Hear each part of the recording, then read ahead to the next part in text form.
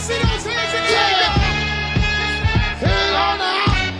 Hey, everybody jump, jump, jump, jump, jump, jump, jump. Everybody jump, jump, jump, jump, jump, jump, jump.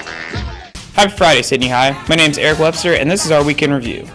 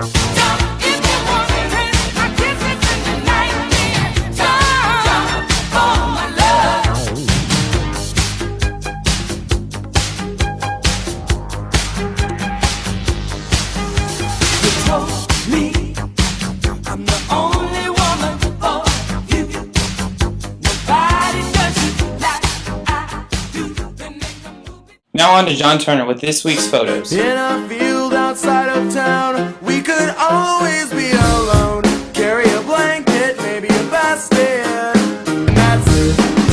Innocence was the key. I was locked up, never free, until you turned me.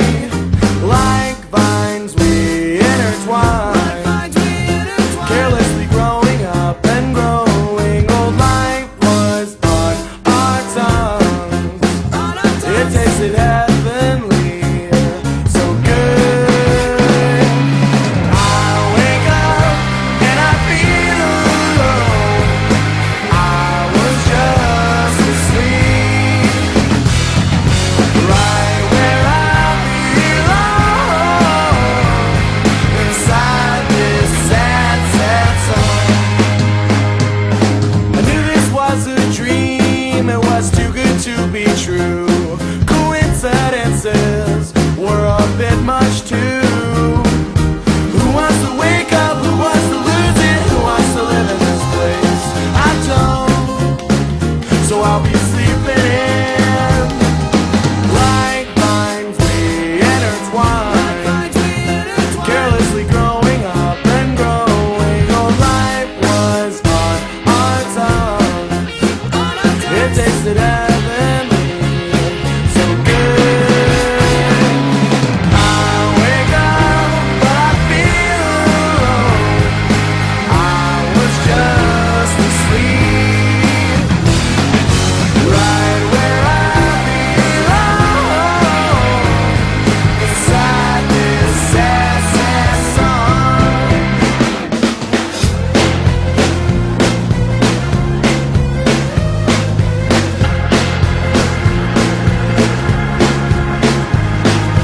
Blankets here keep me from cold, holding tightly my pillow, frantically searching. Over the long 3-day weekend, our girls basketball team traveled 3.5 hours to Berlin, Ohio to compete in the Classic in the Country. Here's Damian, Connor, and Sylvia with more on the game.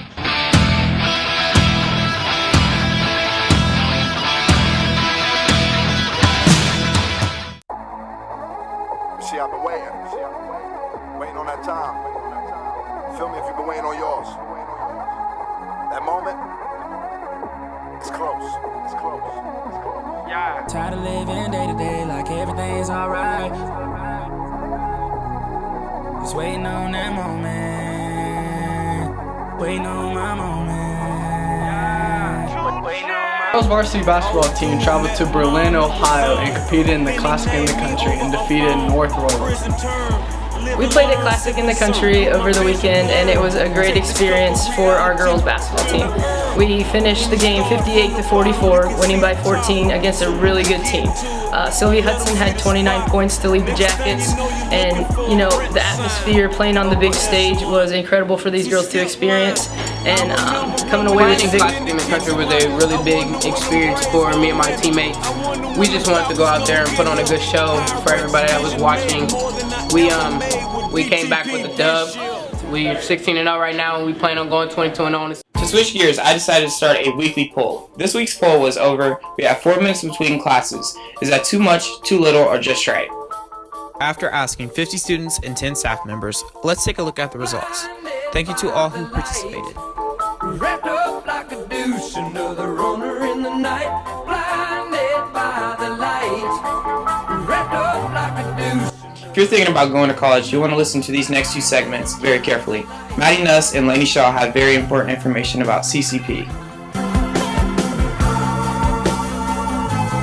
Hi, I'm Lainey. And I'm Maddie. And we're going to explain to you what College Credit Plus is. College Credit Plus is a great way to get college credit in high school. Credits mostly transfer to Ohio colleges, but they also transfer to other colleges as well. This is a great way to save on money because it's free. This program is through Edison Community College. To participate, you'll need to grab a form from the office and talk to your counselors about what classes you may be eligible for. You must maintain a C or higher to get the credit, and if you don't, you have to pay for the class. This program is a great opportunity and should be taken advantage of. Now that you have more information about CCP, the next crucial step into getting into college is the ACT. Here's Talia and Tanera with more information. If you want to sign up for the ACT on April 9th, then you need to be signed up by March 19th. The cost is $40 without writing, and you need to be signed up by March 4th. However, if you sign up afterwards, then there will be a $25 late fee. Most schools do not need the writing prompt, so you don't need to use it, such as Bowling Green, UD, and Ohio State. If you'd like to sign up, you need to go to act.org or visit your counselor to see if you have any benefits for it. As much as we like to talk about what's happening here at Sydney High, we thought it was very important to talk about some national news.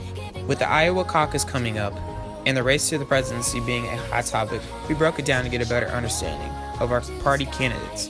Hannah and Ayla covered the Democratic Party, while Peyton and Preston took a look at the Republicans. Let's see what they have for us. I'm Hannah. And I'm Ayla, and here's the update on the Democratic race. Last week in the new poll by Monmouth University, Hillary Clinton has lost a majority of women and older voters to Bernie Sanders, while Bernie kept his voters from independents, men, and younger voters, having him lead against Clinton in New Hampshire by 14 points. The Monmouth University poll also collected data from Iowa, the first voting state on the 2016 presidential primary calendar, stated Clinton had a 41-point lead over Sanders. Also, 84% of Clinton's voters state that they are completely devoted or have a strong preference for her. As for the whole Democratic Party, 8 out of 10 Democrats say they're happy with the way their concerns are being stated in the race, while only 12% are unhappy, unlike the Republican Party with a 32% unhappiness rate.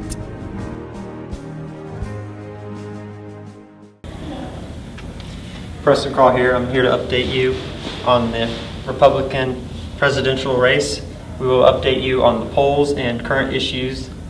And now I'm going to send it to Peyton with the New Hampshire and Iowa polls. Having that Iowa and New Hampshire are the first 2 states to vote, it's very important to see who come out on top in those states. Trump is leading Iowa at 27%, but just edging out Ted Cruz that is at 26%. Marco Rubio is at 11%, and Ben Carson is at 8%. New Hampshire has Trump destroying the competition with 31%, and Kasich jumping up in the polls with 13%. Ted Cruz and Marco Rubio are both standing at 11%. The national polls show Trump leading by a wide margin at 38%, followed by Cruz at 21%, Rubio at 11%, Carson at 8%, and no other candidate has over 4%. If you're around this weekend and have nothing to do, check out some of the following events. Friday, boys basketball at Greenville starts with freshmen at 4:30. Saturday, JV wrestling at home versus Butler starts at 9 a.m. Girls basketball at Butler starts at 1 p.m. Bowling at West Carrollton starts at 10 a.m. and swimming at home versus Miamisburg starts at 4:45. To wrap things up, Jack Fees will put together a nice highlight video to get us hyped for the game tonight at Greenville. Let's go, boys. Finish up 3. 1, 2, 3, finish.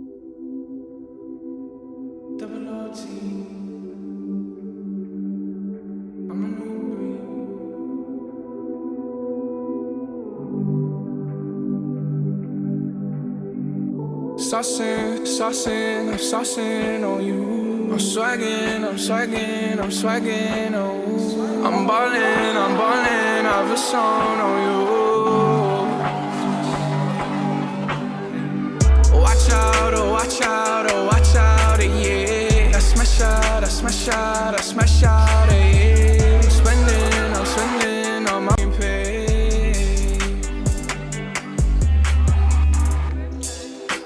I got me some braids and I got me some. Started rocking the sleeve, I can't buy with no jaws. Say, me a chick,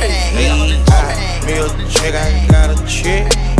Yeah, I done got me a chick, I got a chick. Yeah, I done got me a chick, I got a chick. Yeah, I done got me a chick, I got a chick. Yeah, money on my back, I got money on my brain. Money in my pants, I got money, I got change. 20, 50, 100. Going hard, no days off, yeah. Pulling work for that check. Run me boys without run me boys, going hard for that payoff, yeah. 17, 38, 17, going hard, no days off, yeah. Pulling work for that check. Run me boys without run me boys, going hard for that payoff, yeah. 17, 38. 17, Remy boys, my gang though. Fetty Cash, my name, ho. 4 switch lanes though. Watch what you say though. All about my bankroll. Honchos, them pesos. Spot them in plain clothes. Trapped out the band though. Revolvers don't jam though. Rubber grip on that hand though. Wax you, no candle. Spanish bitch in her sandals. Yeah, I ain't tryna wipe you, baby girl.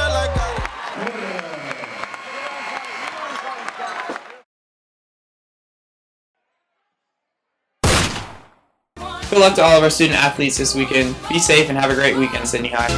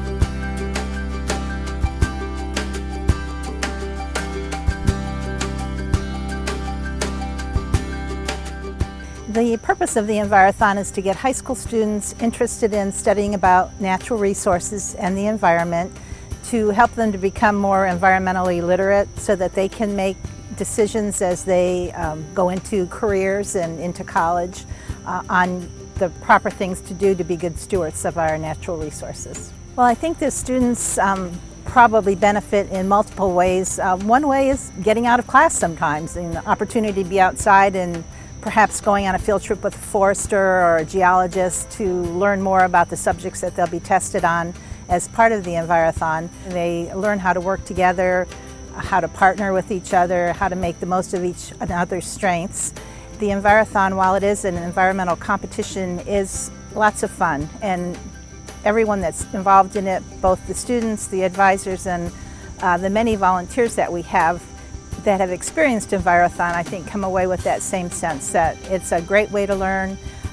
It's students working together, having a good time, and hopefully going on to do good things with what they've learned in the future. This is the stuff that the science classes are teaching, but it's hands-on.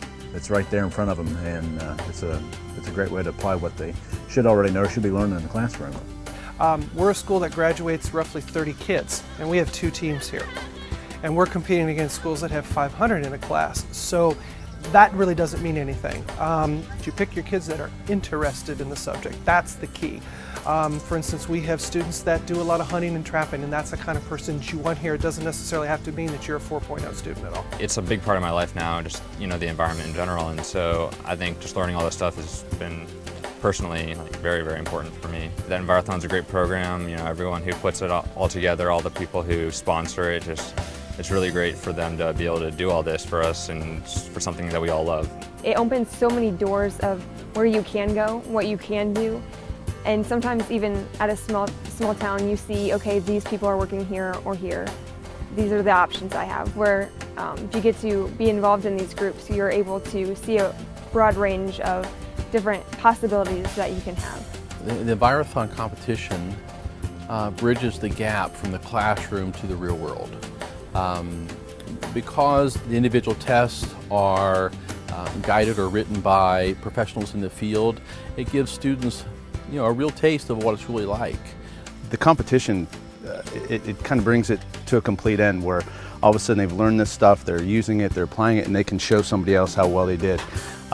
They get to do a lot of teamwork, obviously work together and make it happen. It's not an individual knowledge base, it's 5 students that got together and they have a love of the environment. And a lot of these students are going to go on and use this later on in life. I have students who are going into engineering and wildlife management and things like that. So this is really something that's a stepping stone for them to be able to say, hey, I'm ready and I can go on and I can do this.